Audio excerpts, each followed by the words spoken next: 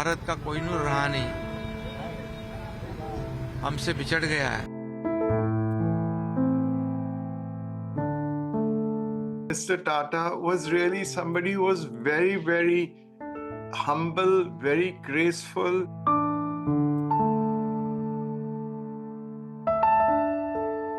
Ratan Tata was a great man, a great mind, and a great son of India. India will miss him greatly. He was a perfect gentleman and perfect Indian.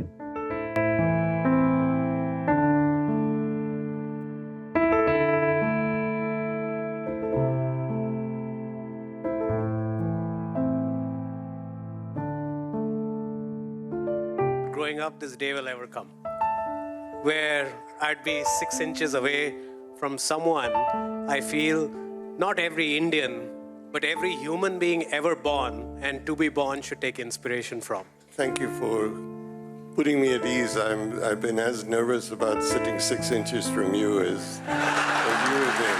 Whenever the economic history of modern India is written, I would feel that a full volume will not be enough to describe his achievements. I'd like to be remembered as a person who made a difference. Not anything more, not anything less.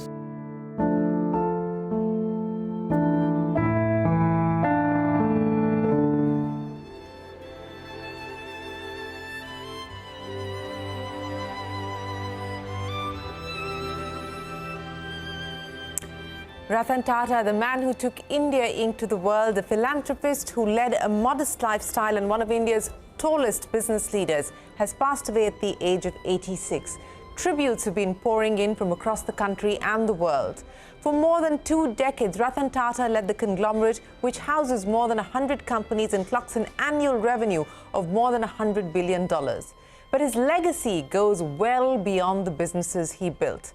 After retiring, Ratan Tata supported more than 40 startups, lending his wisdom to budding entrepreneurs. We will speak with some of those entrepreneurs in just a bit. But first, here's Ratan Tata speaking to me in 2021 about supporting young business leaders and how he would like to be remembered. I would like to be remembered as a person who was able to make a change. Who is able to be responsible for some change in the way we looked at things. What that might be spelt out as, I can't really say, because I have a feeling that that's going to just happen one day, where you become the innovator of something that people have talked about and not done. And you have found that little alley that enables you to do something which people thought was unviable and not possible. That would be an immensely exciting area to be in. And if one could have that satisfaction of saying, I enabled an artificial eye to be created, or I enabled X or Y or Z to happen. That to me, even if it were not financially the most successful, what it brings to the world would be exciting to a person like me. Well, Ratan Tata there on how he would like to be remembered, as well as the contribution that he made to India's startup ecosystem. Joining me on the program, Abhiraj Singh Bhal, the co-founder and CEO of Urban Company. Also with us, Kunal Behel, the co-founder of Snapdeal and Titan Capital, and Tharan Das, the former Director General of the Confederation of Indian Industry. Gentlemen, appreciate you joining us here on the program. Mr. Das, I will start with you, sir. You've spent many, many years, in fact, decades, not just working with Mr. Tata as part of the Confederation of Indian Industry, but also observing his own growth and evolution as a business leader. As you look back at his life, his time, and the legacy that he leaves behind, Mr. Das, how would you sum up Ratan Tata? Well, he was a very thoughtful person, Shereen. extremely deep as a person, introverted, not extroverted in any way. Your own interview with him, as you will remember, was somewhat halting because he's thinking of the words to choose to express his thoughts to you. And he made a difference for me first because he took us, CII, into the world. He's the one who led our missions to the US. He took us to the chairman of GE, General Motors, Ford, McDonnell Douglas, and other companies to bring them into India, to invest in India. And they did eventually, and they've had, some of them have done well, some of them may not have done well, but he was the pilot for us for this whole Project India, bring the world into India, take India out into the world. And part of that, of course, was his aspiration for Tatas to first take over Chorus. I remember the night before when he was going into the bidding room, and he called me and he said, I'm going to overbid tonight because I don't want to lose to the Brazilians. I want this company to come to India. And this is not only about Tatas, he said, this is about India. India has to be seen in the world. So this point that he makes about making a change was very deep in his thought process. And he showed it through action, through decisions, not just by talking about it. Well, you're absolutely right, Mr. Das. In fact, not just taking India to the world, but enhancing India's reputation and image by taking India to the world through some of the acquisitions that you spoke of as well. I'm going to come back to you, sir, in just a second, but let me get Kunal into the conversation, because one of the many contributions that Ratan Tata made through the course of his career, and especially post his retirement, was to try and be an enabler, in his words, to try and enable innovations to happen. He might not have been the innovator himself, but he was trying to support the innovations that were being taken forward by many young startup companies. Some of them are here on the program. Kunal, I'll start by you. We showed a little bit of that clip of you in conversation with Mr. Tata. I think one of the things that often is underappreciated about him is his sense of humor, as you yourself pointed out. Take me back to the time when you met Mr. Tata for the first time, made that pitch to him, and got him on board as an investor. Thanks, Shereen. And it's obviously a very sad day, a day we all knew would come, and unfortunately it has come. But Mr. Tata single-handedly bridged the gap between traditional India business and the startup world. We don't remember now as a group, but 10 years ago, most Indian businesses almost scoffed at the startup ecosystem, that these are guys who just raise money, burn money, and they're not really adding much to the economy. But he had the foresight to look at the startups in a different way as innovators, as you rightly mentioned, and said, look, what can I do? I can lend my name, I can lend some money in terms of investing in these businesses and support them in whatever they need. I remember my first meeting with him was intermediated by someone we knew in common, and they just told me that an HNI in Mumbai wants to meet you. And they didn't tell me the name till the day before the meeting. And when I landed in Mumbai at night and the meeting was the next morning, they said it's Mr. Tata. You can imagine the kind of sleep I got that night. And when I showed up at his office the next day, he was running about 5-7 minutes late. And when he came, my heart just stopped, because I'd only seen him on TV and on newspapers and magazines, never seen him in person. And the first thing he did was he just profusely apologized for being late. And I was just wondering, why is he apologizing? He was like 5 minutes late, it doesn't matter. And instead of sitting behind a big desk, a big table, he pulled the visitor's chair and literally just sat right next to me and said, I'd love to learn more about your business. And 25 minutes later, he said, well, I really like what you're doing. I'd love to invest in your business if you would have me. And, in hindsight, you just you don't realize the significance of words until time passes, and the significance of just his humility, his grace, where he didn't make an assumption that just because he is this great man, that anyone he gives money to will take it from him. I mean, they would, but he doesn't assume that. He'd never assume that. And one more interesting story, if I may, Shereen, which was when that meeting ended, he said, "Do you have any questions?" I said, "I just have one request, that when the time comes, whenever you have time, if you can come visit our team and give them a talk." He said, "I will do it." I met him through the years, but logistically, we were never able to make work for him to come. Unfortunately, it's a miss. But 2-3 years ago, I met him at a wedding, and I walked up to him to say hello to him, and he smiled. He looked at me, and the first thing he said is, "I still owe you that trip." That is the greatness of Mr. Tata. He just connects with people at a different level. Well, there is great strength in gentleness and in kindness, as you pointed out, Kunal. And I think his humility is something that everyone who has interacted with him in even the smallest fashion for even a few moments has felt that. And I think, as Maya Angelou said, it is how you make people feel that they will remember the most. Abhiraj, let me come to you as well.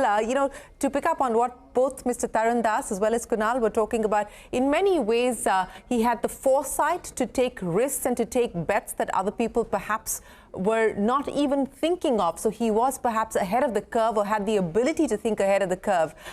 Take me through your own engagement, your first interaction with him, and how you convinced him to come on board Urban Company. He very much did, Shereen. When we first got the call from his office that Mr. Tata wants to meet you, to put things in perspective, we had not completed our first anniversary as a company. And I think we were either pre-revenue or we had negligible revenues. So we were a very, very small, unproven startup at the time. I recall reaching his office. This was the Elphinstone building in Fort. And I expected a rather large office for somebody of his stature, but it was a humble, perhaps 1,500 or 2,000 square foot office on the second floor, a couple of employees, and then himself. We met him. I think we shared our vision and the idea of Urban Company with him for about 45 to 50 minutes. I remember him patiently listening throughout that pitch and not interrupting at any point in time.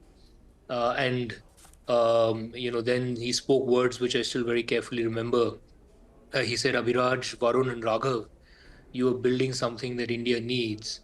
Just make sure that you keep the quality really, really high, and the rest will follow." And very much similar to what Kunal said, he said, "If you would give me the opportunity, I would love to partner with you as a small shareholder." He didn't make the assumption that he could just come in, which just shows his humbleness and his humility. There's a lot to take away from a person like him. I think while it is sad that he is no longer with us, some men they live forever. Their value system, who they represent, I think he in many ways is an embodiment of all the values that India should really strive for, and Indians should really strive for: humility, grace, conscious capitalism, boldness when it matters, many things that I think we draw inspiration from. Yes, and many will draw inspiration from some of those values and attributes that you just spoke of. Mr. Das, I want to come back to you, sir, and to really talk about some of the bold decisions that were taken by Mr. Tata, as well as while we talk about his gentleness and his kindness, he was also equally decisive in actions that he took, whether it was restructuring the organization or making bold bets. For instance, his passion project, the Nano, which didn't go as per his plan and as per his own expectations. But as I remember him telling us that the biggest risk you can take is not taking any risks. Mr. Das, through the conversations that you had with him over the period of times when some of those crucial decisions were taken, was there ever a sense that you got where there was trepidation, there was nervousness about those decisions being made, but the conviction was so high that he just wanted to follow through? I'll talk about reforms first, Shereen. When the 1997-98 Southeast Asia financial crisis happened, Indian industry wanted government to slow down on the reform process. And we had that debate internally in CII. There was a strong view that we need to ourselves slow down, push the government to slow down. Ratan was a member of our board. He was a member of our executive board. This was the only organization, as far as I know, industry institution where he was involved. And he just wouldn't have it. He said there's no way that CII can backtrack. CII has to go forward, has to support the government, and we have to go ahead with reforms, and we have to face the competition which is coming because of reforms. He was, as you used the word decisive, he was very decisive, very strong, and almost threatening the other CEOs in the room that, if you guys don't agree with me, I'm going to call it a day. It was that kind of thing. And he carried the day. He carried the day because people respect him. And he gave courage to others that you can face competition. You don't have to be scared of competition. Because competition, if you remember, Shereen, was new to India and Indian industry at that time. So that was one very, very big thing that he did. The second thing that he did was, when the multinationals wanted to come in the 90s, early 90s, they all wanted joint venture partners. And actually, under policy, they had to have joint venture partners.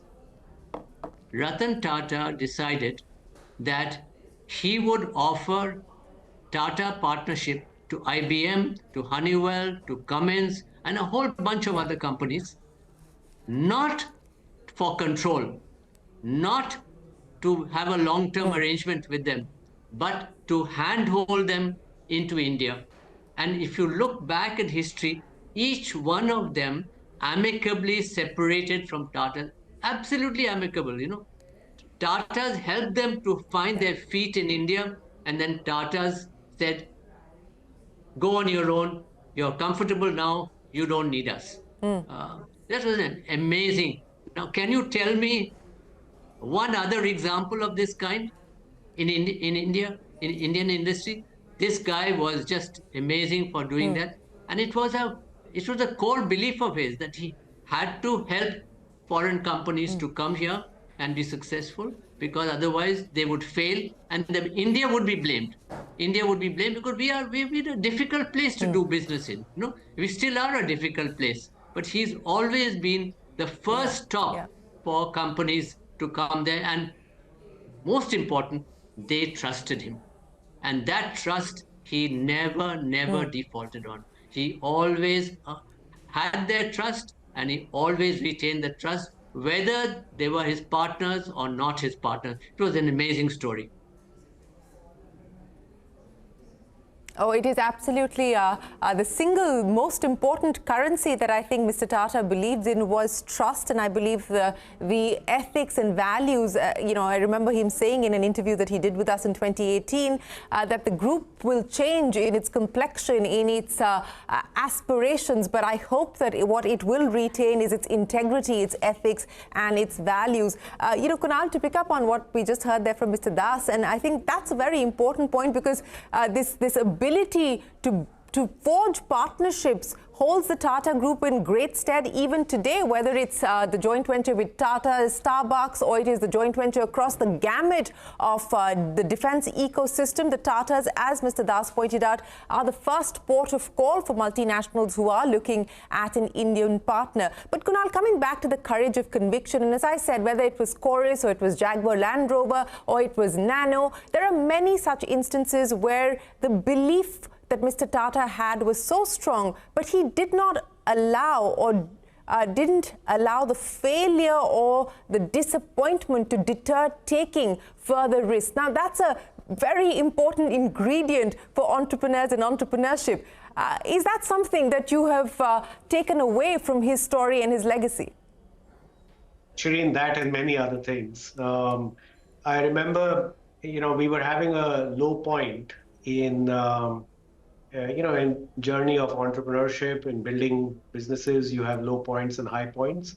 In one of my low points, I did go to him and I asked him for advice. He asked a lot of good questions. I think the great thing about Mr. Tata was his ability to zoom into a situation and then quickly zoom out. So the context switching he was able to do instantly really helped him to understand the situation and then give very relevant advice. One of the things he did mention in the context of forging long-term relationships is, often a lot is spoken about his grace and wisdom, etc. But he was also very clear with his principles, and he would make them be known. This was a time when he had been investing in the startup ecosystem for a few years, and he had some observations by then. And I asked him, what are your observations? And he said, look, one of the things I've learned is that this world of investors and investments is far more transactional than he ever imagined. And he said that one of my life's greatest learnings has been that if you stay transactional, you'll never achieve anything great. And to really achieve something great or build something of consequence over a long period of time, which is enduring and lasting, you have to build relationships, lean on relationships, stick with your relationships through thick and thin. It's a very valuable lesson for startups, founders, and particularly for investors whose nature of business by design is transactional in nature. A very, very, very important learning for me now as also an investor, but a big learning for everyone in our new age economy ecosystem as well. Abhiraj, let me get you to comment on that. What do you take away as the most valuable lesson from Ratan Tata's life and legacy? And were there any points during the course of your conversations with him where he gave you advice that you follow through on?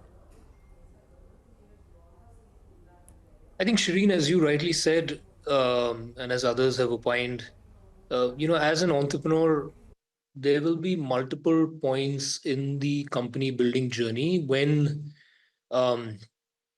you really have to dig deep into your own conviction and build what you think is right. And often the path will not, will probably be contrarian to popular wisdom. And, there are times when you'll be proven wrong. And that's the risk that one has to take as an entrepreneur. We've had 2 or 3 such major instances, including pivoting our entire business early on from an open marketplace to a fully controlled, full stack, quality controlled marketplace model. This was certainly something I had discussed with him, even at the time when he was making the investment, that this is something I intend to do, because I don't see this current model shaping up in the right direction. However, the popular wisdom is that a light touch, asset light, technology only model is the only scalable model. Of course, we went through some difficult periods even during COVID as a company, and there have been several ups and downs. I think net, one of my big takeaways is that he was always somebody who believed in his own conviction and taking really bold decisions. and it was a different kind of boldness. It was a boldness and an assertion that came from a place of self-assurance, self-belief. It was not bravado. It was sort of a almost silent boldness in his decision making, and he took, as you said, very bold decisions. Some of them didn't work out. Nano didn't work out, but many of his deals did. Jaguar Land Rover did, Chorus did. That's, I think, the biggest lesson for all of us as entrepreneurs. We will often find ourselves at crossroads where perhaps everybody in the boardroom doesn't believe in your decision making. Are you seeking at that point in time consensus? Or are you seeking your own inner voice, your own conviction to pursue the path that you want to pursue? Mr. Das, I'll give you the final say, sir, since you spent the most amount of time with Mr. Tata, amongst many of his peers. As you pointed out, he was an introvert, but also interestingly and ironically, he was one of the first few from corporate India to actually get onto social media platforms like Twitter and then also Instagram and post quite frequently there. Mr. Das, it's a big loss for corporate India. It's a big loss for the nation. But, how would you like to remember Ratan Tata? All the things that we've spoken of in terms of his qualities, what he will be remembered for. But in terms of the legacy that he leaves behind, what would you like to remember him for? He believed in long-term relationships. The two gentlemen who've just spoken, I think, reflect that. Once he is committed to you, he is committed to you. He went through cases, Shereen, where he was let down, but he never let it stop him from still going ahead supporting people and supporting the people he believed in, people he trusted. And that was a great quality which we will miss, because he was unique in that respect. He was an empowerer of people, and he was not a taker, he was a giver in every way. Not just funds, but his caring for whether it's his dogs or his staff or his employees after the 26/11 in Bombay. There's so much that he did which you don't know about. The cancer hospitals that he set up around India, because there was only one cancer hospital in Bombay, and he goes and sets up a cancer hospital in Calcutta. He wanted to do something for Bengal, therefore the plant in Bengal, which the chief minister and others were so keen on, but was stopped by agitation by the current chief minister. And nobody, that's my home state, nobody in the corporate sector is willing to invest big in Bengal, Shereen, because if Tatas cannot be trusted with their investment, how can anybody else? I mean, Tatas are unique. Everybody else is seen to be ordinary in comparison. So, and he built that. He went there to help, and he was pushed back, but he never spoke against West Bengal. He never. I mean, there are other companies of the Tata Group operating in Bengal. They're still operating there. They're still growing there. But unfortunately, the really flagship project which had turned West Bengal's industrial fortunes could not happen. And he was deeply hurt by that. But again, introvert, reclusive, keeps it to himself, doesn't speak out about his pain, and that was a very unique feature about him. I mean, he's a very special person. If I have one more minute, I'll say something about. I met him at a dinner by Dr. Manmohan Singh, when Prime Minister for Obama, and he greeted me warmly, and he says, I finished my new house in Bombay. You must come and see it. I said, yeah, sure. So we fixed a date, and I went down. He said, you have dinner with me. He took me around the house, which he had designed. So it was all his personal pride. This is the architect in Ratan Tata, coming in. This was his first love always. And then we sit down together. He's a teetotaler, so it's only Coke. But he offers you alcohol if you want to have. And I said, Ratan, how long have you been here? He said, 6 months. I said, so when was the housewarming party? He said, housewarming party? He said, you're the second person to step into this house. this is the guy, and the home is so simple, the furniture and everything is so simple and so kind of a low key, that this is the man, and this is the man who is an amazing role model for all of us going forward. Absolutely, an extraordinary life and an extraordinary gentleman, Ratan Tata, the empowerer and the enabler. Thank you very much, Tarun Das, Kunal Behel and Abhi Rajbhal for joining us here on this special program as we pay tribute to one of India's stalwarts, a son of India that will be sorely and deeply missed. Thank you very much for your time.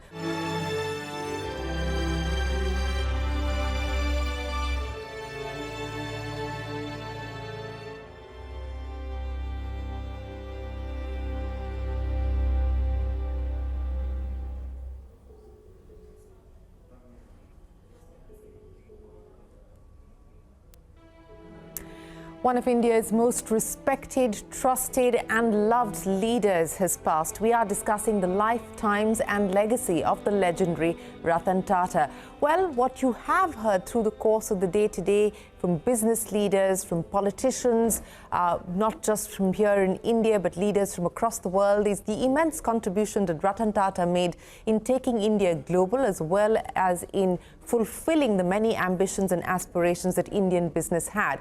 Perhaps one of his most significant contributions in the last few years has been his contribution as an investor to India's startup ecosystem. Joining us today to talk about the impact that Ratan Tata made, not just with his wisdom and his counsel, but also his capital to India's startup ecosystem, are Neha Singh, the co-founder of Traction, also with us Swati Bhargav, the co-founder of Cashkaro, Anuradha Acharya, the founder and CEO at Map My Genome, Shraddha Sharma, the founder and CEO at Your Story, and Rahul Garg, the founder and CEO at Moglix. Ladies and Rahul, many thanks for joining us.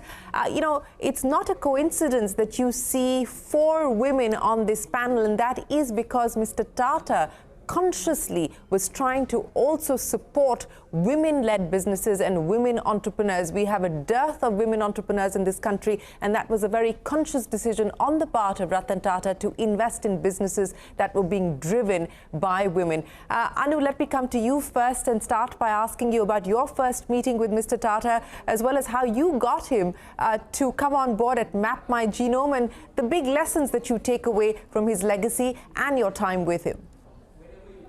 Thanks, Shereen. I think it was back in 2016, and I was introduced to his team at that point to go and meet them. So I went there in 2016. I had sent across my presentation, and when I went there, they said, I said, "Can I meet Mr. Tata?" And they said, "Well, he's just come back from the US, and it'll take 3 hours if you really want to meet him." I said, "Not a problem. I'm going to wait here. I won't go anywhere. I'll sit here till he comes out." So I waited for 3 hours. When I came out and met him, he said, the first thing he said was, "I have read your entire deck, and what you're doing is very important for India, and we need to do these kind of things." And this is back in 2016, when many investors at that point of time did not understand the value of genomics. So I think that really put me on cloud 9. But he was also very detailed. He asked some really technical questions that I often do not hear other investors asking. And then I asked him very nicely, I said, you really believe in what we are doing. Would you like to come on this journey with us? And I think I'd already decided, but he said, "Okay, let's see." And he smiled. And I think that particular meeting for me was my first meeting with him. And I was so impressed with what I had just heard from somebody who was like one of the tallest industrialists, but was so humble and so sweet, but also had that tiny bit of mischievous smile on his face. I think that really made me believe in what we were doing. And I think I also got an opportunity to meet him again as well. But that was my very first meeting. And it really taught me that at the end, I think if you can do something for India, and you can create something, I think there is value, and there are people who will recognize that. And Mr. Tata was probably the biggest and the most humble person that I came across who recognized the value of what we were doing. So I think, Well, humility. absolutely, as you rightly pointed out, humility, kindness, but also, the obsession with detail, as you pointed out. He asked you questions that many investors were not asking you, but also the belief in where India should be in the future and backing ideas like genomics, where other people perhaps at that point in time were not willing to look at that as an opportunity. Swati, let me come to you. Again, the conscious decision to back women-led businesses, women entrepreneurs in a country that often shies away from funding women-led organizations. Your first engagement with Mr. Tata, and more importantly, what do you take away from the way that he lived his life, as well as the ability to straddle so many different spheres? I mean, we're talking about genomics, we're talking about payments, we're talking about a media business, infrastructure, platforms. His ability to traverse and navigate so many different areas. Swati, your thoughts? Right. Thanks, Shereen. Indeed, a very sad day for all of us, because he's somebody who we've had the honor of having on our cap table. I always used to tell my husband, Rohan, that, we've just got so lucky that we've had the fortune of having him as a shareholder. And I don't know how many times and how many more businesses we'll do that we will get him in that role. So I'm glad we had this opportunity.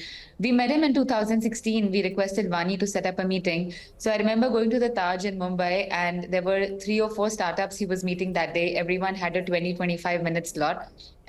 They weren't woman-led at that time. Most of I think we were the only one. Me and Rohan both run the business together. And I remember entering the meeting room, and Mr. Tata was sitting on this long table having his lunch. He was having dessert, and the plate had very nice, different sweets in it. And I remember thinking that, wow, he enjoys his dessert, and he's, striking that balance between healthy living, but at the same time spoiling him when he can. And, touching on a little bit of the softer side, I told him the first thing that, I'm really excited to be here because my 85-year-old grandfather's first job was in Tata Steel. So he's very, very proud that I'm meeting you today. And he said, please thank him for his efforts. Tell him we're really grateful, and please convey my regards to him. And it was very sweet and kind of him to say that. It could have also been like, hey, running out of time, but he wasn't like that, although we stuck to our 25-minute slot. Second thing I asked him was that, sir, do you mind that instead of standing on the side and pitching, with the deck away from him, can we just sit across from you and have a conversation? And he said, yeah, sure. And he was so approachable. I didn't feel like I'm talking to somebody who's running this $165 billion business. He was so humble. And during the conversation, 15 minutes, he asked us everything about how Cashguru works, how do we acquire customers, why do partners work with us, what is affiliate marketing like internationally? And he was fully aware of all that. One would think that, hey, if you've run a brick and mortar business always, and, you are in your 70s, would you know about performance marketing as much? Would you be interested in that? But he was curious. He was, his business acumen was shining through, because he was just so engaged. And it wasn't a conversation where you keep quiet and, he keeps quiet and it's just like, nod. No, he was engaged. And in the end, I asked him, sir, what do you think of our business? And he said, in a country that loves to save, you're giving free money. What's there not to love? He was just like, wow, like such a good idea. And that's exactly how we worked out the product market fit in our mind all these years. So that was like a, big validation for us. And then after that, he remembered that, okay, let's take a photo for your grandfather, right? And we were smiling because we didn't have to ask him, sir, can we do this? He was so giving. And 2 weeks later, we learned that they are investing, and, it was smooth. Like, he's and at that time, I remember when we did the PR that he's investing, the amount of credibility and the amount of support we got from others, because his name does mean today and will always mean so much. So I think his stamp of approval is like, the biggest you could get in corporate India. And to answer your absolutely. If you have Ratan Tata on your cap table, it'll open up many, many more doors. Swati, I'll come back to you in just a second, but let me come to Shraddha as well. Shraddha, not just as an investor, you've also had the opportunity of speaking with Mr. Tata, as I have, over the course of the years. And what has always struck me, as Swati and Anuradha were both pointing out, is that curiosity and the ability and the willingness to want to learn about things that he knew something about, but more importantly, things he knew nothing about. I want to understand from you, what was your first impression of meeting Ratan Tata? Shireen, good to talk to you, and very sad today actually. I've not slept because somewhere, it's deeply impacted, I'm sure, to many of us. My first meeting of him is like, very grandfatherly, very loving, very nice, like of course I was starstruck, and I don't want to not say that when I met him first. And I also want to say that, when we meet people and when we meet them many times, and I had the opportunity to meet him many times and go to his house and all that, then sometimes that charm or that, idol worship diminishes. But with him, the more I met, the more I liked him. My first meeting, I'll just very quickly say, it was very funny because I didn't get to present or anything, but very quickly, I said, sir, you should invest in this, in your story. And he said, media, what do you do? And blah, blah. And then he said, media and I don't get along. So I said, you and I will get along. And then he laughed and yes, he invested. And that the fund that he had set up, the UC Berkeley R&D fund, that also invested in the company. So yeah, so the first impression was of a man who looked at you equally, who treated you equally, who was present, who was kind. And over the years, the more I got to know him, I realized that what a man he was. And I've written about it, but one thing that I would like through your channel, everyone to know, very small thing, that he had a very bad knee pain, and I'd gone for a video interview, and I was just, after the conversation, I was getting up and going out.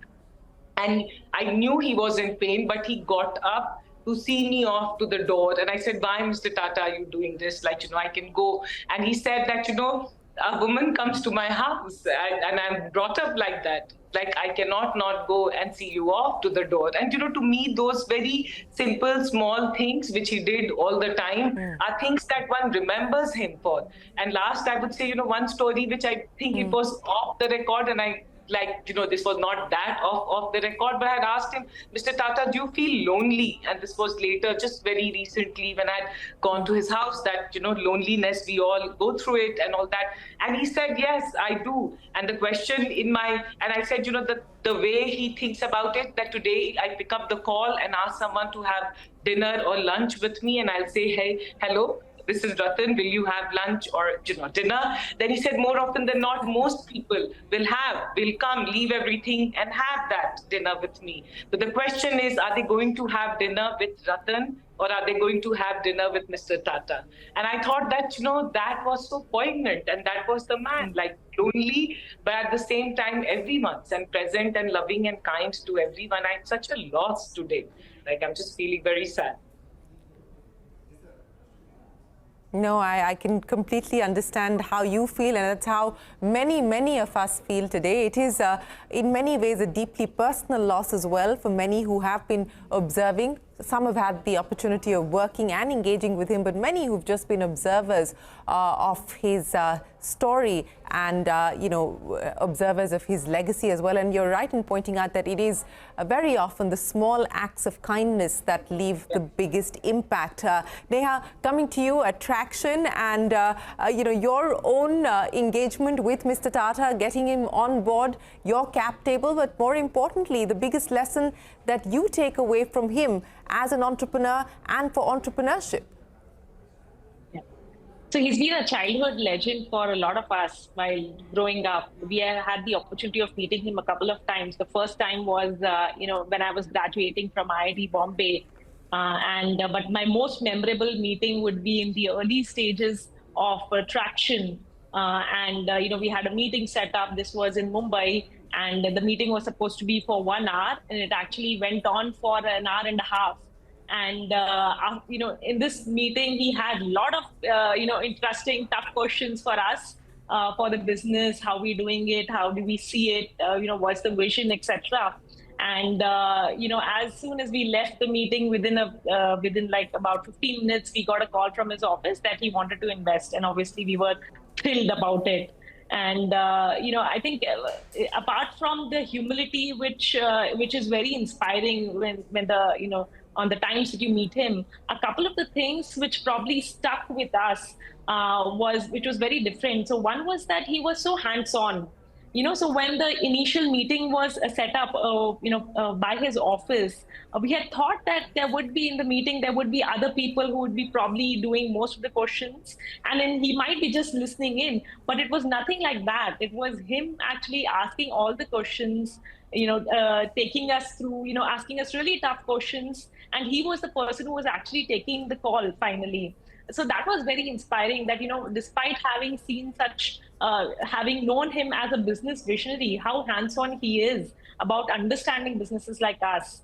And I think the second thing that I would probably, that stuck with me ever since is the curiosity, right? Like, he has seen businesses of amazing scale, and he met us in the initial years. This was, 5 years before we actually got listed. And for him to be able to understand and ask questions and be curious about what we are doing, I think that was very humbling for us. And he was very excited about the startup and the innovation ecosystem, which was just starting to grow in India. And we are a platform to track startups. I think that probably resonated. But it has been such a humbling experience of having interacted with him. Yes, in many ways, as was being pointed out, he was the bridge between the old and the new, the legacy businesses as well as the new age businesses that now are proving to be an important ingredient of India's economic success. Rahul, it's not very often that I have 4 women on a program, so apologies for coming to you at the very last. But I want to understand from you, one, of course, getting Mr. Tata to come on board as an investor. But more importantly, what did you draw upon him in terms of his counsel, in terms of his wisdom, in terms of his ideas on how you would like to build Moglix? No, firstly, I think I would say it is an extremely sad day for the world, not just for India. As I speak, I'm actually at the Tata building at Harvard in Boston. So think about, his impact is not just in India, but across the world. So world has really lost a leader who stands way taller than his life. And I think, there are no words to describe the impact he has had on people whom he has met personally, but also on people who have never met him. Because I think I was inspired by him even before I met him.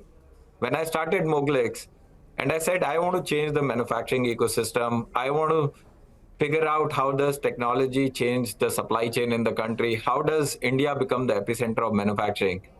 And more than any investor, I said, if one person who would trust us that we are on the right path and can guide us, it was him. So when we got him, a meeting with him in 2015, and we were almost like early launch. So we were just trying to figure out how will this ecosystem change. GST had not happened. We got a meeting with him 45 minutes. And we said, it does not matter. His investment does not matter. We just believe that there is no other proxy in the country and maybe for the world who can speak manufacturing and startups in one single line. And just meeting him, I didn't expect him to, by the way, just like many others, him to be curious, asking questions, asking how will you solve the quality problems that may come from your suppliers? How will you solve for delivery? Do you think India manufacturing will continue to grow? Can we really become larger and larger? Do you have global ambitions? It is just phenomenal how much sort of in the moment he was, if you met him in person. And unlike many other people that you meet who kind of give you a vibe that they know it all, he was curious. He was like, maybe you know more stuff and I want to learn. I want to contribute. I want to ask you the right questions. And then maybe that will help you build a better business or become a better entrepreneur. And I think But I mean, the other feeling that I get today is also, I think as the country, we should also celebrate people like him who have lived a phenomenal life and will continue to inspire generations to come. And we should bring all those happy stories that all of us have with him, and how we should have more and more leaders like him built in India. I certainly aspire to do whatever small percentage of a leader that I can become like him. So, and yeah, I think we will continue to have him guide from above in the sky as we build Moglex. No, absolutely. And that's exactly the intention behind putting this show together, getting each one of you here to share with us not just the contribution that Ratan Tata made on your careers and your businesses, but also the impact that he's had on so many lives and so many young Indian entrepreneurs. You know, it's a life well lived. It is a celebration of a life well lived today and the impact that he's made across different sectors and different industries. And that's exactly what we're attempting to do. I want to end with each one of you, and I'll give each one of you 10 seconds. Anu, I'll start by asking you, you know, the attribute that you would remember Mr. Tata for the most. I think the one thing I remember him is the fact that he thought about India first, and he also had the ability to get ideas from across the world and bring it to India, along with his humbleness and humor that he brought along with him. Swati, India first, that's something that I've heard many people share with us as one of their favorite aspects of Mr. Tata's legacy. What would you say for you is the number one? I would say it's also his integrity and his work ethic. I think the name Mr. Tata just, you know, Mr. Ratan Tata comes with so much integrity that if he puts his stamp of approval on anything, you feel like it's legit, it's good, it's trustworthy. So I think if you, if we can live by the values that he shared, that would be a great tribute to him. India first mindset and integrity. Neha. So I would actually concur with Swati. So integrity is definitely one. And the other thing is just, how do you stay curious? Even if you've had your dream run, you've achieved so much in life, how do you stay curious, in your life? I think that was very inspiring for us. Well, certainly a lifelong learner, started off as an architect and went on to work across different sectors and different industries, building each of them out. Rahul, for you, the single biggest impact in terms of how you would like to live your life, courtesy what you learned from Mr. Tata? I think just passion for country. I think if we were to have a tribute to him, I think creating Viksit Bharat as the dream stands, I think over the next 20 years, I think we all should take inspiration, and I think that will be the best tribute we can give to a man like him. Shraddha, I'll give you the final say. I was thinking, if you know him, the more you know him, extremely emotional, extremely kind, very, very kind-hearted, soft-hearted person, and very compassionate. Like, like running this kind of business, nation first, all that. But dil bacche ka, bacche wala, matlab khushi smile, that वो जिंदा दिली और वो बचपना और वो प्यार, मतलब that is something that the more you know, the more you experience, you just say, my God, this is possible, and that's Mr. Tata.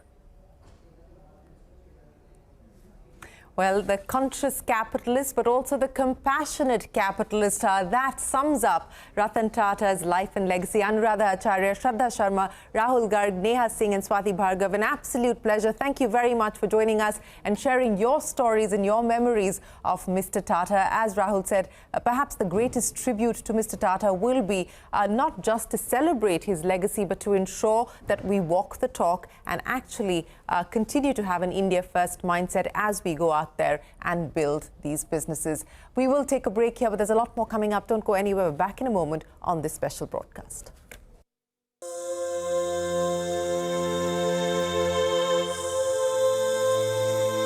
There have been many moments which make one feel a sense of great satisfaction. There have been a few times when it's almost despair.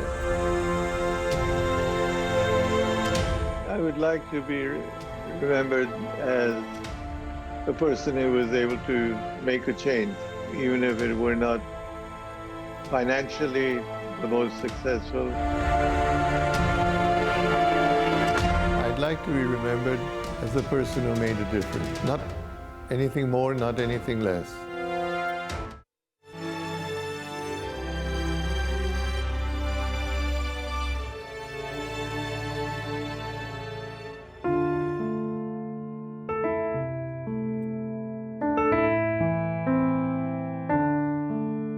Bharat का कोहिनूर रहा नहीं, हमसे बिछड़ गया है. Mr. Tata was really somebody who was very, very humble, very graceful.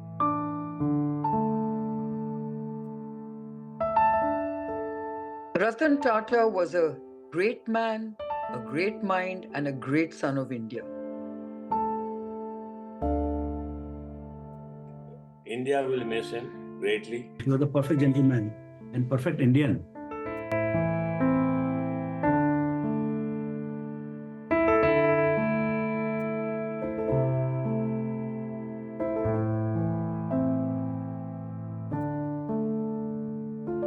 Growing up, this day will ever come where I'd be 6 inches away from someone I feel not every Indian, but every human being ever born and to be born should take inspiration from. Thank you for putting me at ease. I've been as nervous about sitting 6 inches from you as you have been.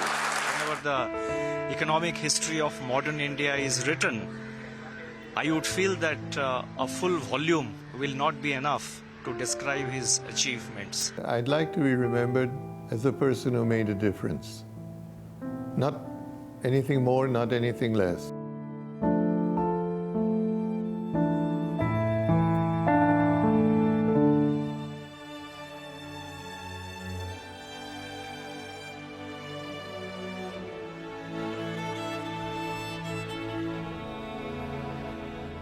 Ratan Tata, the man who took India Inc. to the world, a philanthropist who led a modest lifestyle and one of India's tallest business leaders, has passed at the age of 86. Tributes have been pouring in from across the country and the world. For more than 2 decades, Ratan Tata led the conglomerate, which houses more than 100 companies and clocks an annual revenue of more than $100 billion. But his legacy goes well beyond the businesses he built. After retiring, Ratan Tata supported more than 40 startups, lending his wisdom to budding entrepreneurs. Well, joining us now is Naina Lal Kidwai. But before I get to her, here's Ratan Tata speaking to me in 2021 about wanting to be an enabler. Listen in. I would like to be remembered as a person who was able to make a change, who was able to be responsible for some change in the way we looked at things. What that might be spelt out as, I can't really say, because I have a feeling that that's going to just happen one day, where you become the innovator of something that people have talked about and not done. And you have found that little alley that enables you to do something which people thought was unviable and not possible. That would be an immensely exciting area to be in. And if one could have that satisfaction of saying, I enabled an artificial eye to be created, or I enabled X or Y or Z to happen, that to me, even if it were not financially the most successful, what it brings to the world would be exciting to a person like me. An enabler with an India-first mindset, Ratan Tata for you. Naina Lal Kidwai, the founder of the India Sanitation Council and board member at Rothschild and Company, joins us now. Naina, many thanks for joining us. We're talking about the kind of impact that Mr. Tata made, not just on the Tata Group, but for the Indian economy at large. This idea of taking India global and the idea of bringing global to India through the whole host of joint ventures that have been inked across consumer businesses, defense businesses. If I were to ask you to sum up the impact that Mr. Tata has had on the Tata Group, but also on India's economic trajectory, what would you say? I think, Shereen, in him, we have a presence of every country, every citizen from other countries, and his ability to engage with. I saw this through the multitude of business leaders that I took into meetings with him across the years. And no matter who went in to meet him, they came back hugely impressed. The meetings were typically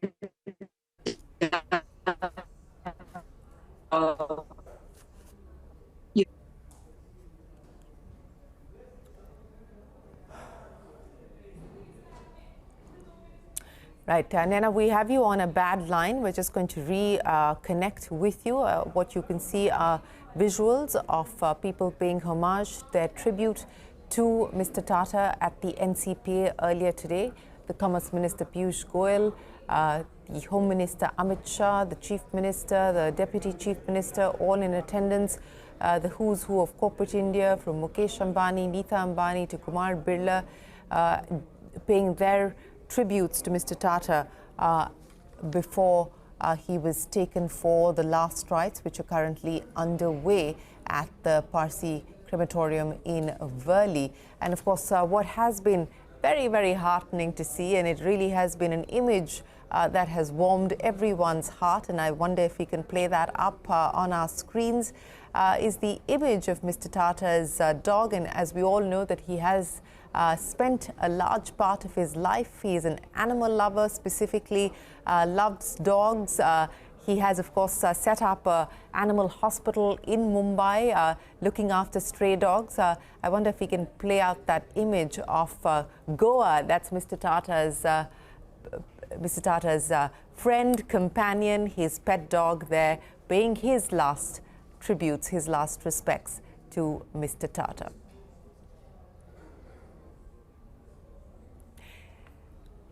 Naina, we had you on a patchy line. You were making the point about how you would take people into meetings with Mr. Tata, and they always came back impressed with his business acumen, but also his curiosity. And his ability to connect with people from around the globe. He was truly a global citizen, and I think rare through the years when, as India opened up. And it doesn't surprise me that he created the joint ventures that he did, and the comfort that these international groups had as they bonded and joint ventured and combined with the Tata Group. And there were lovely little bits about how there's been a slew. He would always walk us out to the lift.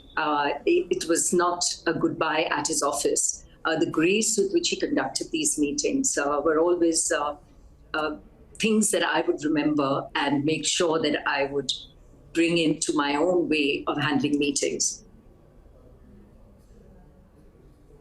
Yes, I think his grace and humility, are unique aspects. And of course, part of his leadership style, which, as I pointed out, I think he did believe in the fact that it is important that you make an impression by how you make people feel at the end of a meeting. And everyone's spoken about that.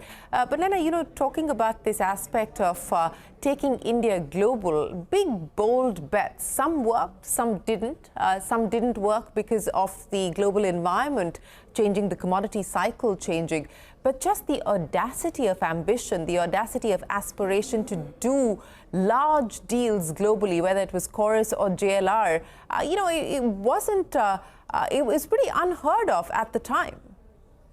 Absolutely. And, it actually started with Tetley in 2000, the acquisition there by Tata Tea, Then there was a small acquisition from South Korea, Daewoo.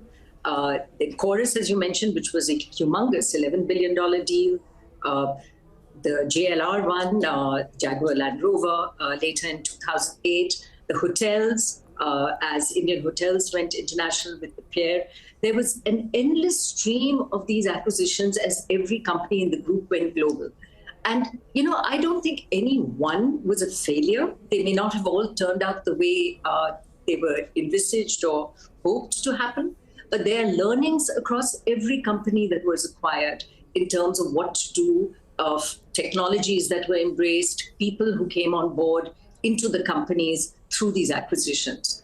And hence we got in India companies which were not just the ambassadors and Fiats for India, but cars that were really world-class and changing the auto landscape in the country. The processes of manufacturing steel and the changes therein.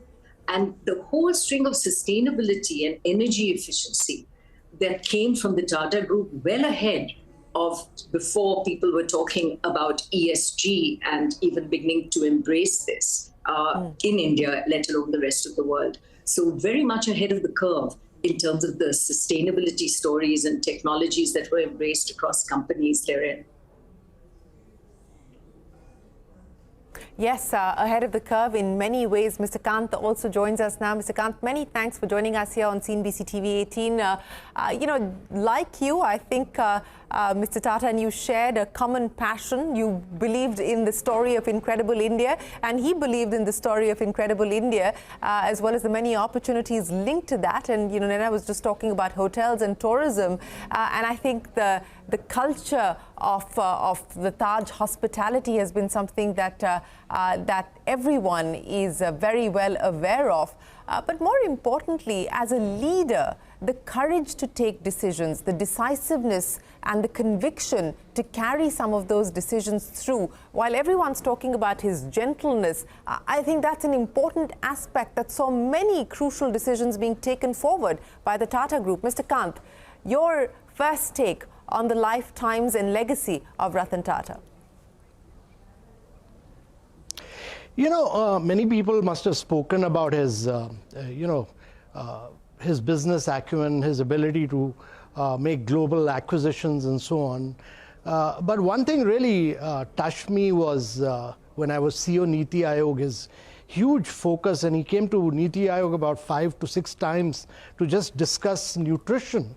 And he was very concerned that, we have weak women who produce weak children, and they are stunted and wasted, and therefore Tata Trust would be very happy to do anything, and he partnered with us on the nutrition mission, and then he worked with us on the aspirational district program. So we had 2 Tata Trust young workers in every single district of India. And similarly was his passion on startups. When we had started Startup India movement, he had a long discussion with me, and then we saw that he started supporting and putting his own resources into many young startups, which provided a huge impetus to the Startup India movement in many ways. So his concern on Human Development Index, his concern for physical quality of life index coming from the top CEO of India was very, very moving, and it demonstrated his huge compassion for improving the quality of life of citizens in India. And that greatly impressed me because, if India is to grow at high rates over a 3-4 decade period, it can't happen without improving the physical quality of life in India. And that he was very focused on. Yes, you're absolutely right. And, I don't think... Yes, Nana, you wanted to make a point? Yeah, just to add that, the Swachh Bharat mission, as it rolled out, a very critical ingredient which R&T stepped in for through Tata Trust was the Swachh Bharat Preraks, which was 600 young, well-trained and trained by Tatas, individuals who were put in beside collectors in districts to take the Swachh Bharat activity forward. So he came forward for these national programs in ways which were really not just visionary, but very focused in terms of the training, the money, and the infrastructure and institutionalization that was required to take these programs forward. Yes, the national programs that he supported, another important aspect of that India first mindset that's been spoken of in the context of Mr. Tata and Mr. Kant. Let me address that issue with you, as Tarun Das was just telling me on the program a short while ago that, you know, he decided to go to West Bengal when nobody wanted to invest in West Bengal. The story turned out differently, but that's another chapter. Even today, you know, making a 27,000 crore rupee bet on a state like Assam and taking the semiconductor business to a state like Assam, you know, this belief in India's diversity, as well as the belief that all of India needs opportunity and all of India needs to grow together, that was also unique about Mr. Tata, wasn't it? Yeah, he was quite amazing. Actually, the decision to take the Tata Motors Nano plant to Calcutta was actually entirely his, and he was absolutely convinced that that would transform West Bengal, and it would have had a transformational impact on you know, the entire West Bengal. And it's the only plant in the history of the world which was fully completed, you know, and was shifted machine part by machine part to Sanand later in Gujarat. And it's never happened before in the history of the world that a complete plant was shifted because of the atmosphere in West Bengal. But despite that, Mr. Ratan Tata didn't give up, and actually then the cancer hospital project came up. And his other big contribution to India is Tata's contribution is enormously because of his leadership has been in the field of cancer. No other corporate house would have been able to do what he has done. No government would have been able to do what he has done in the field of cancer.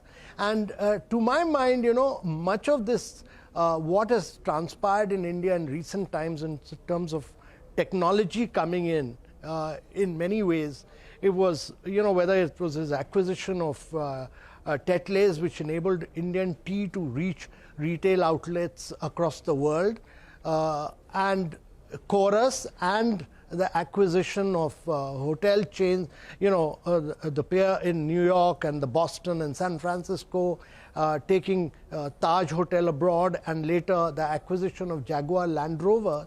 All of these demonstrate that he actually made Indian companies global in nature. And that led to not merely Indian companies going abroad, but a lot of good technology coming in. So Tata Motors as a company has hugely grown and matured in terms of technology because of the technology of Jaguar Land Rover coming into India, and its evolution now as an EV company much ahead of what other competitors have been able to do is largely because of his thinking globally.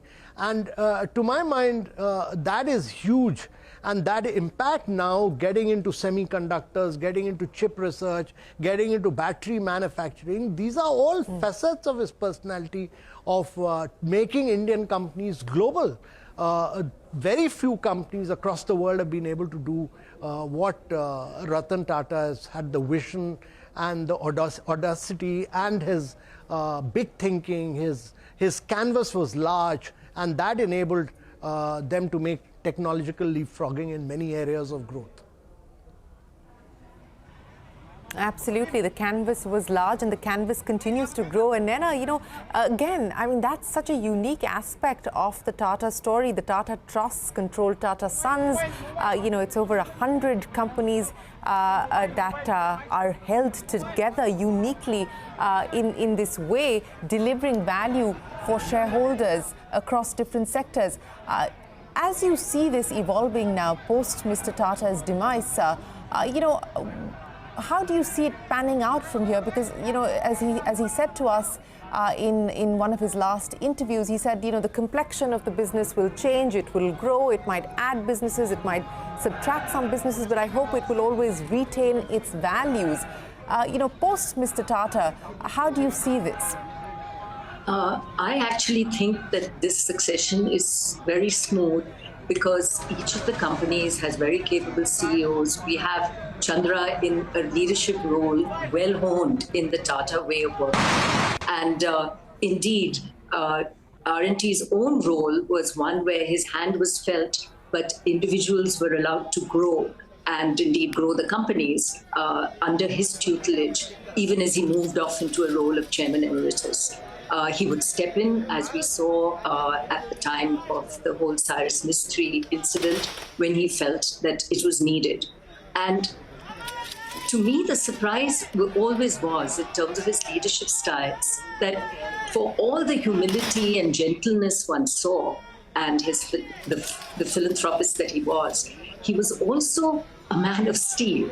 And this was really evident when he first stepped into the Tata Group, because we sometimes forget the satraps as they existed at the time, very big individual companies under bigger-than-life CEOs, and how he pulled all of that together to bring it back into sort of one Tata fold. Not easy as a young entrant into that role, but he did it. And his ability to really, maybe even go against his grain, but to do what he believed was right was also quite amazing. And Shereen, I want to just, Air India has been the big acquisition, which we're all hoping rolls out to make us proud again of having the best international carrier. But in 2000, when I was working on the privatization for the government of Air India, and Tata Singapore Airlines were the shortlist buyers, we requested Mr. Tata to come and speak with the unions, because there was a lot of strikes shaping up. The unions were not happy about going over to the private sector.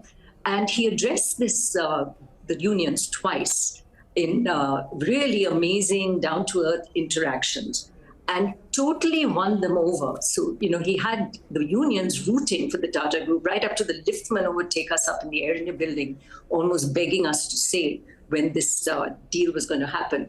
The fact that it didn't go through is a whole other story, mainly because Singapore Airlines pulled out, and the criteria for which that acquisition had to happen with an airline which had existed for some time, took away the ground from under the Tata feet at the time. But, look at the patience, and his interest in it endured. And I'm glad that in his lifetime, he saw Air India come into the Tata fold, even as we had a superb Vistara service that was available to us. Oh, absolutely. I think that return of Air India, in his lifetime was a big milestone for Mr. Tata personally, I would imagine. I mean, not just someone who believed in India's aviation story, but an ardent aviator himself. But Mr. Kanta, coming back to you, and I think, what's important today is also to celebrate the life of Ratan Tata, the immense contribution that, of course, he's made as a business leader, as a philanthropist, but also as a human being. Many people have shared with us, and this is again something that not too many people saw, that side of him, the side of mischief and the side where he has a sense of humor to put people at ease. And I know that you've spent a fair amount of your time in government interacting with him in different positions and different posts, and his ability to connect with people and, more importantly, make them feel like they were heard, they were seen, to be present for them. Your enduring memory of your interactions with Ratan Tata? Well, I met him for the first time when I was a very young officer in Kerala, and it was remarkable that, a couple of years later, I became the Secretary Tourism in Kerala, and one of the things we started driving was, that resorts which were owned by Kerala Tourism would be better managed and run if private sector were to operate it. And we got Taj to do a joint venture with us, and they started operating 7 hotels. So I was in that joint venture board, and we used to regularly meet Mr. Ratan Tata. And then I was transferred to Government of India. I came to the Ministry of Tourism, and I did Incredible India, where I met him once or twice. And later I wrote a book on branding India, an incredible story, and he heard about it. And he sent a message to my brother, who was managing director of Tata Motors, then Recount, and he said that he'd like to release this book in Bombay, and and he did it himself. A wonderful launch of the book in at the Taj Ballroom, and he got all the Tata chief executives to be there, and it was a wonderful launch, and he gave a really outstanding, a fabulous inspirational speech. And I was a very young officer then. I was just a joint secretary to the Government of India. So it was very inspiring, very motivating, and it showed a remarkable side of his personality, that he could identify a young officer and inspire him and do his book launch. And that was my first book I'd ever written in my career. So I have very fascinating and very nostalgic memories of him. Yes, and I think, post that kind of a first book launch, it will only inspire to do many more, and that's what you went on to do, Mr. Kant, write many more books after that. But Nana, your enduring memory of Ratan Tata? Well, I was going to just share a book story inspired by what Amitabh just said, and that is when I was contemplating putting a book together on the environment, Survive or Sink. And I mentioned it to RMT. He encouraged me to go ahead with it, which I did. And one of the first copies, as I took it to him, he was like, well, why don't we do a student edition of this, make this available to a much wider readership, which is what we did. It was an edition which went free to a lot of colleges, ₹100 cost, which Tata Trust picked up. And, he had this amazing ability to reach out in matters that were important to him. And an enduring memory that always remains is the way if one bumped into him at an airport, he was always carrying his own, I think, rather heavy bags. There was never the hustle and bustle around him of people that were, either protecting him as security guards or carrying stuff for him. So again, the humility and the simplicity, which I think J.R.D. Tata also had, and clearly RMT took that forward in the same way. Well, simplicity and a life well lived. Nainalal Kidwai and Amitabh Kant, thank you so much for joining us today as we pay tribute to a man who's made an immense contribution, not just to the Tata Group, but to India and her economy. Thanks very much for joining us on this special program. We are going to take a break here, but we will continue to bring you stories, anecdotes, leaders sharing their own experience of what it meant to them to have worked with Ratan Tata, to have engaged with Ratan Tata. Here's the Birla Group Chief, Kumaramangalam Birla. I got to spend a fair amount of time with him, and he was also a partner with us. I was on his board. So I would describe him as being very magnanimous. He was a humanitarian, he was a philanthropist, and I think that part of his legacy is the most enduring. Right, and what would your 2 or 3 top qualities that you would say everyone should take away from Mr. Ratan Tata? I think he had this larger purpose of giving back to the country, of connecting with the common man, and both of this, I think, makes his contribution that much more special. And sorry, one last thing. What biggest business lesson that you would have probably seen through your illustrious career, his illustrious career, that you think really stood out for you? I think just working, building assets for the country and doing it for the long term, right, and doing it consistently. Right. Ratan Tata really brought India together in terms of India's industry. He created a vision for India to move forward, and that's the respect he gained amongst the entire industry. India will miss him greatly. He was somebody who built a strong and positive brand for India. While leaders paying their respects, Ratan Tata was known for his love for animals. His dog Goa was present at the funeral procession earlier today, also paying his last respects. Ratan Tata's dream project turned into reality with the opening of the Tata Trust Small Animal Hospital in Mumbai. Built at a cost of 165 crore rupees, the hospital provides 24/7 veterinary care to dogs, cats, rabbits and other small animals. Madhya Mujawar sent us this report from the hospital, which was Ratan Tata's passion project. There are several facets to Ratan Tata's personality. He's of course fondly remembered for his philanthropy, but what made him really special and unique was his compassion and love for animals, especially stray animals. There are several stories shared by people about how Ratan Tata created a special place for stray dogs in the Bombay House in South Mumbai and the Taj Mahal Hotel in Colaba, where stray dogs can easily come, relax and take shelter.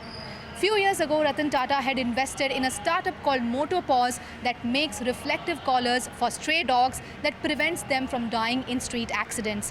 Where I'm standing currently is the Tata Trust Small Animal Hospital, built in the Mahalakshmi area of Mumbai. This hospital was built after Ratan Tata felt that Mumbai lacks advanced healthcare for small animals like cats and dogs. So this is a 24/7 facility that provides advanced facilities like MRI, CT scan, ultrasound and other diagnostic services and treatment facilities for small animals. So Ratan Tata didn't just touch human lives, but he also inspired several animal lovers, and he also leaves behind an unmatched legacy for the business community to carry forward by prioritizing compassion and kindness for the voiceless.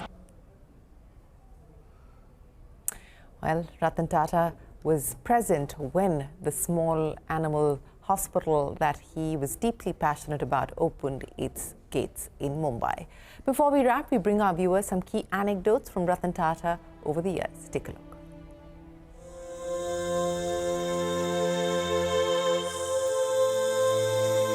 There have been many moments which make one feel a sense of great satisfaction. There have been a few times when it's almost despair.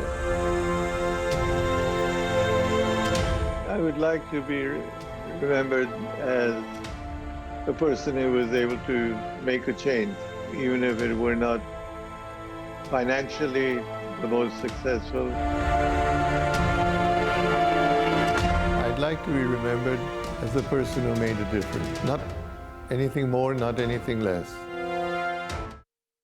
I think we mourn his loss today because he was, frankly, the leader of India's premier, most respected business group, which stands for integrity above all else, for philanthropy, for professionalism, and for taking an Indian company global after the reforms of 91. He also was ambitious because the acquisition, particularly of Land Rover Jaguar, I think was an important step in the rising of India Incorporated.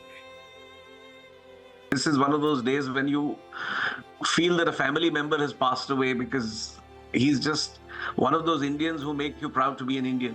You could see that he was different, and he was somebody who was deeply concerned, and it left a great mark on me, because here is somebody who is first and foremost concerned about others rather than worried about, just the company and its achievements.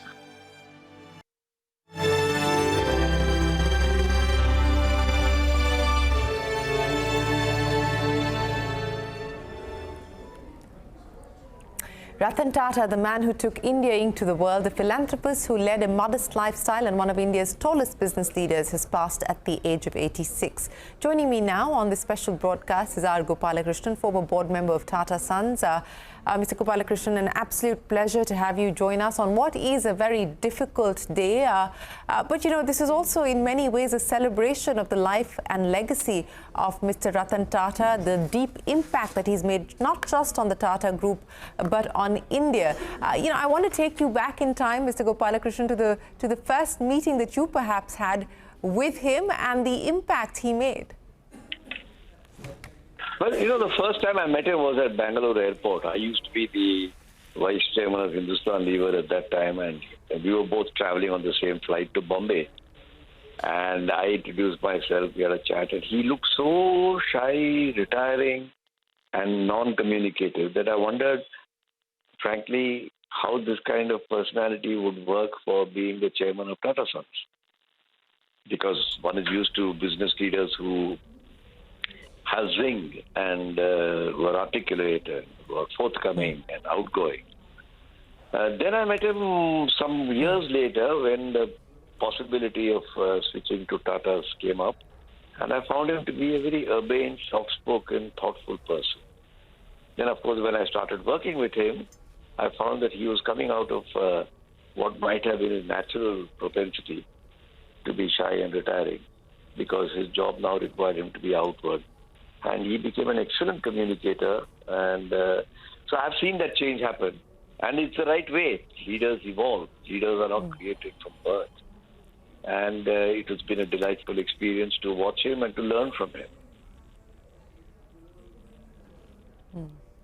You're right in pointing out that there was an evolution of Ratan Tata, the man that we know today and the business leader that he became. But, that's what I want to talk to you about, Mr. Gopalakrishnan. From the time that he came into the Tata Group, we just had Naina Lal Kidwai and many others talking to us about the challenges and the difficulties of being able to pull this diverse group together and steer it forward, and then to go on and change the complexion of it, change the aspiration, make it much more global, make it much more accepting of competition, making it much more inviting for foreign direct investment as well. Let's talk about that evolution and how you saw that transformation take shape. Well, we are all leaders who are men of the moment. When we are put into a situation, we rise. So it is true that, at least this is before the time I joined Tata, from 1962 when he came back from the US at the request of his grandmother, he had initially a tough time being taken seriously. Because it is not an automatic, although people call Tata a family-managed business, it's not a family-managed business in that sense. In a family-managed business, the next gen gets automatic awqat, to use an Urdu word. But that's not the case in Tata's for sure. And so he went through his own tribulations, which he has described, and I wasn't in the group at that time. And it is true that perhaps in the last few years of JRD, who was a wonderful leader that I was fortunate to have, but in the last few years, things might have made things a bit centripetal. And I suspect the situation he found himself in 1992 was the same situation Sardar Vallabhbhai Patel found himself in 1947 or 46, when there were so many princely states, everybody wanted to make his own decision where they would go, and he said India must be united.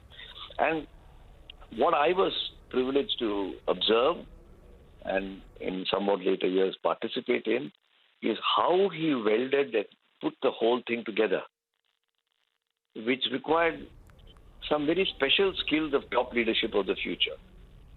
First is the ability to listen. Second is the ability not to go in with a decision in your head, but to evolve a decision out of the discussion. And the third thing is how to manage contradictions and yet move forward. These are such vital needs for the future leaders. And the old image of a leader being, big blue eyes, square jaw, barking out orders is dead. And Ratan Tata is a great example of a person who was the man of the moment. It took him some blood and gore, and that's in the public domain. But he got there. It took him 10 years, 10 years. But he got there. Before he mounted his next wave, to improve the performance of the companies, adopt the Tata brand logo. And that's when I came into the group to assist in all that. Well, you were talking about the 10 years that it took for him to actually be able to clean up, sort out, declutter, if you will. And that was a wonderful analogy that you gave us of Sardar Patel having to do that in 1947 and Mr. Tata having to do it when he took over 23 years ago at the House of Tatas. But, you know, the evolution of Ratan Tata, the man who many would argue took bold bets, perhaps ahead of his time, whether it was the Tetley acquisition or the audacious Chorus and JLR acquisitions, the decision to go in for joint ventures and bring multinationals into the fold across different businesses, from consumer businesses to the defense business. That side of the evolution, you know, if you could shed light on how you saw that evolution take place. You know, everybody thinks he was quite a Rambo guy and he took big, bold, hairy decisions. And I can understand from the outside, it would look like that. But having been inside with him, he was a very cautious person. It is exactly the opposite of what people think. Because he was like a paratrooper. A paratrooper would never jump from 10,000 feet without his parachute being fixed. Right? If you looked at a paratrooper as a layperson, you don't know which parachute is opening when, and you just assume it will all work. But it is not so. Paratroopers spend a lot of time. So he had the equity base of investment in companies, particularly TCS had taken off. That gave him the strength. Had TCS not had its IPO and provided what it did, the parachute wouldn't have been there to open. And that provided him the courage to think big. He had the courage to think big, but his own spirits were very cautious. And this is the magical combination that entrepreneurs require. Think big, act small, make mistakes, scale up. It's a 4-step circular process. And that's what he, I won't say has mastered, because there'll always be critics who will say this wasn't done right, that wasn't done right, or this failed, or that. But that is the master stroke. Think big, act small, make mistakes, correct and scale up. And that is the pattern you'll find through all of these acquisitions.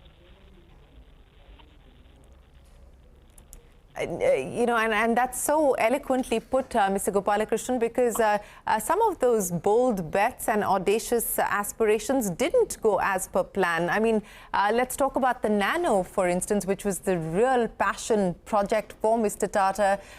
His personal belief and commitment that this 1 lakh rupee car is what India needed, what India wanted, what would disrupt the automotive business in this country. And it didn't go as per plan. Do you recall the conversations then, you know, in that paradigm of 4 steps that you spoke of, to think big, act small, scale and course correct? On the course correction, you know, what was his approach and his attitude to that? You know, in the case of Nano, some in hindsight, okay, some errors happened which we didn't think were errors at that time. For example, it got branded as a cheap car. And that's not a very nice thing to have for a car, because a car itself as a category is aspirational for a two-wheeler owner. And then you say it's a cheap car. So it's like saying, I'll give you gold jewelry, but it'll be cheap gold, you know? And then you say, well, what the hell does cheap gold mean? So some of those were not possible because we didn't put it into the market as a cheap car, but it got talked about as a cheap car, inexpensive car, etc. But, you know, if I look at the total spend on Nano, it was a big hit. It is silly to have forgotten the actual numbers now. But the body frame was large enough to take that hit. Remember, by the time we had to shut down Nano and reckon, it was probably 2012 or 13. It had been run for 5 years. It had lodged up losses, etc. But we were able to, and it had to move out of Singapore. It had all those additional costs that were going with it. But by the time we wrote it off, TCS was our credit card, you know. And, you know, I may. That is it. I may be. At the worst, I could read it, but of course, I wouldn't read it in a hurry.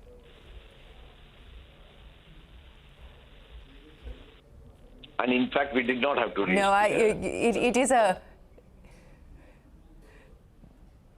That's right. It's a credit card that's been put to use and put to good use at that. But Mr. Gopalakrishnan, let's talk about what is also unique about the Tata story in the way that it's structured, in the way that it is controlled. As a former board member of Tata Sons, especially in light of the very difficult, tumultuous period that took place, which saw the coming in of N. Chandrasekaran as the chairman.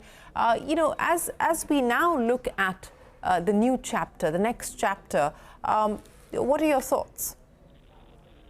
Well, I was always mystified because I came in when I was quite old. I was vice chairman of Hindustan, so I wasn't a newbie. I was mystified about how Tata actually works, frankly. You had this private company, then they had public companies, and each one was raising money. But as I understood it, I found a hidden genius in it. Not that everything was being done perfectly, don't get me wrong. But it was unique because no other corporation in the world is structured that way. And what is that uniqueness? Parent company private, subsidiaries public. You will not find any company in the world. At least I have not found, let's put it that way. Now, what that meant is, it's like a joint family where the grand old man and his wife or grandmother or whatever you want to call it, set out the principles by which we will work. And then let each family run his nuclear family and his children and grandchildren. And they all keep the family values and get ahead with their own work. A Tata Steel guy who joins at the age of 23 thinks nothing but steel. He doesn't bother about software. It's only the Tata Sons and some people who are bothered about the group activity. So you have focus engulfed within scale. Now, which corporation in the world has that? And to test my hypothesis, and it's a hypothesis, I can't prove this. I have looked for companies where the parent company is private that I haven't found, and certainly this structure I haven't found. And this is what gives the leeway. This is like saying he's got a hidden parachute on his back and nobody has noticed it. Even people within Tata may not have noticed it, Probably because I came from outside. I started looking for some answer to my question, and I think I found it. And that's covered in my new book, which you're probably familiar with, Jamshedji Tata. Because that's not about Jamshedji Tata, it's about 6 generations of Tata leaders. You're talking about a book that encapsulates the 6 generations of Tata leaders. Let me end by asking you your most enduring memory of Ratan Tata. My most enduring memory of Ratan Tata is how he held out in the face of crushing setbacks. And the crushing setbacks I refer to are first when our proposal or his proposal, because I wasn't in the group at that time, for an airline and putting airports was turned down. That is the late 90s, just before I joined or about the time I joined. Then the next crushing setback was the whole Tata Finance episode, where people started laughing and these fellows can't control what they have. Then came the terror attack. Certainly these I can remember. I'm sure there are a few more which don't come to my mind immediately. The Singur, having to move a whole factory, lock, stock and barrel within 3 days, or something like that. These were really, really crushing affairs. And then, of course, COVID came for everybody. That's not only for Tatas, but these were only Tata specific. And for me, his demeanor, howsoever crestfallen he might have felt inside, he was calm outside and gave a sense of confidence to people. That's my most enduring memory of Ratan Tata.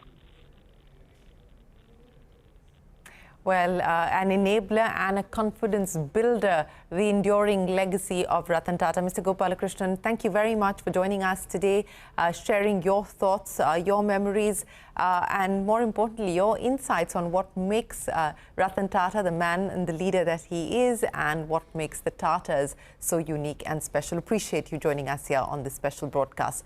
We are going to take a break here on our special programming, but there will be more news right after this. Stay tuned. You're watching CNBC-TV18.